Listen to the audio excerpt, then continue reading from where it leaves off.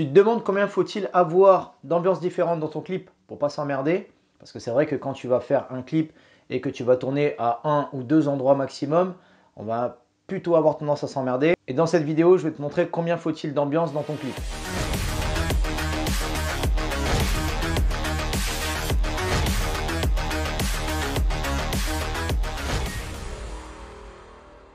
Alors quand tu fais un clip, c'est vrai que c'est vraiment une partie qui est quand même assez importante et d'ailleurs j'en parle assez souvent.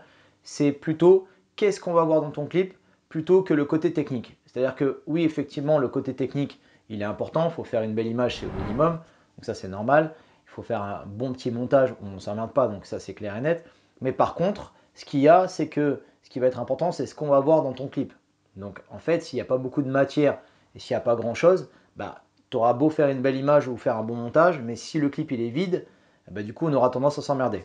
C'est pourquoi en fait dans cette vidéo, je vais te parler au minimum de combien d'ambiance il faut pour ton clip. Alors il n'y a pas exactement de règles précises à ce niveau-là, tout va dépendre de tes idées, donc ça c'est une première chose. Mais par contre, je pense qu'au minimum, et moi c'est ce qui m'arrive en général, c'est au moins au minimum d'avoir 3 ambiances différentes.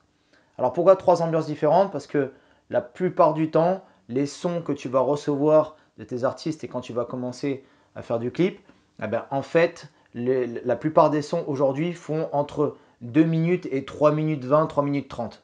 Donc en gros, ce qui va se passer, c'est que si tu arrives au minimum à avoir 3 ambiances et 3 décors différents, on va pouvoir étaler du coup tous ces décors-là dans ton montage. Et donc tu vas avoir plusieurs parties de ton clip où tu vas changer d'ambiance et changer de décor. Alors ce qu'il faut savoir, c'est que quand tu fais un clip, ce qui va être important quand même, alors c'est pas une règle précise ça aussi, mais en vérité, aujourd'hui avec les millions de vidéos qu'il y a sur YouTube et le nombre de clips qu'on a l'habitude de voir, ce qui va être important, ça va être surtout les premières secondes. C'est vrai que la première minute, elle est quand même importante, mais aussi ça va être tes 10, 20 et 30 premières secondes. Donc ça, c'est super important aussi. Ça, c'est plutôt en général quand l'artiste te fait confiance et que c'est toi qui vas mettre tes idées donc dans son clip. C'est vrai que souvent, les artistes ont tendance à avoir déjà leurs idées. Donc du coup, tu es un petit peu bloqué à ce niveau-là. Et donc, ça va être plutôt à toi de faire en sorte de prendre leurs images et que ça puisse aller percuter dans les premières secondes, on va dire ça comme ça. Tu peux faire un clip dans une seule ambiance et un seul lieu, mais le truc, c'est que vraiment, il va falloir ramener des idées, il va falloir ramener de la matière, parce que sinon, ça va vite tourner en rond. D'ailleurs, quand tu fais une vidéo qui est juste dans un seul lieu avec pas grand-chose, ça ne s'appelle pas vraiment un clip. Je dirais que c'est plutôt un freestyle ou une petite vidéo à envoyer rapidement. Donc ça va rester sur une vidéo assez simple, dans un seul lieu, comme ça. Et donc, tu vas avoir juste ton artiste qui va faire ses playbacks, tout simplement avec peut-être 2-3 inserts derrière et des choses qui se passent, avec une ambiance derrière peut-être, avec, voilà, il peut y avoir toutes sortes de choses, des objets, une voiture, des gens, enfin voilà, il peut y avoir plusieurs choses, mais ça va être plutôt une vidéo freestyle, on va dire, donc ça va être un clip freestyle.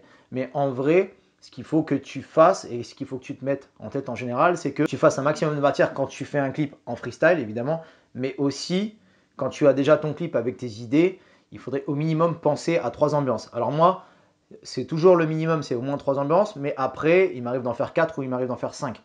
Alors, c'est vrai que quand tu vas avoir une journée pour faire ton clip, eh ben, il va falloir vraiment être rapide et speed pour pouvoir mettre toutes ces 3 ambiances-là avec des choses qui se passent en une après-midi. Donc, c'est à ce moment-là que ton repérage est quand même important, parce que si ton artiste il te ramène dans des lieux et que tu as par chance à avoir plusieurs lieux autour de ce même lieu, donc ça va, tu auras de la chance, mais si l'artiste te suit et que donc toi tu n'as pas de lieu, eh ben, ça va être un peu un problème parce que tu vas te retrouver dans des endroits où il n'y a pas tellement de lieux, ça va pas être très beau, donc ça va être un peu compliqué. C'est pour ça que l'intérêt pour toi, c'est important de t'entraîner à faire des repérages et d'avoir déjà en stock des lieux quand même où tu as l'habitude de repérer. Et d'ailleurs, dans ces mêmes lieux où tu auras aussi l'habitude de t'entraîner avec ton GH5, c'est ce que je fais régulièrement, et sinon aussi avec ton drone.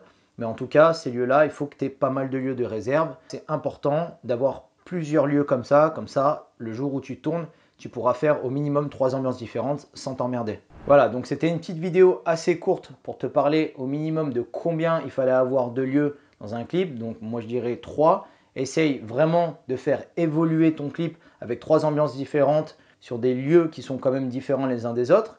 Et donc, essaye aussi dans chaque lieu, dans ces 3 lieux-là, essaie de faire évoluer des choses qui se passent à l'intérieur de chaque lieu.